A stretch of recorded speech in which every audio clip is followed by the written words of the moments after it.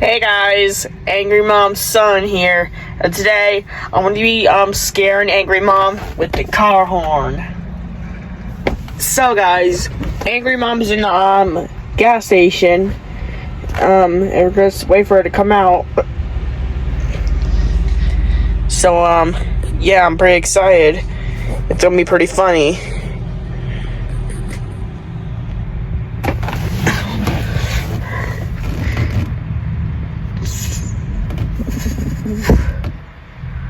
Alright, she came out. That's her right there.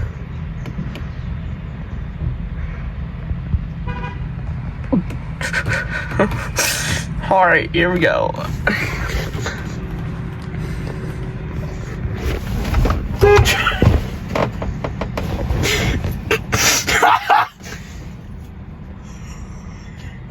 Now don't honk anymore. People are looking. Angry Mom, what's wrong?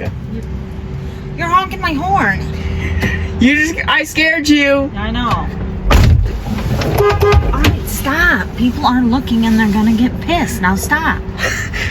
Seriously. Alright, Angry Mom. Do you want to get us kicked out of the gas station? No, yes. Stop. Seriously, stop.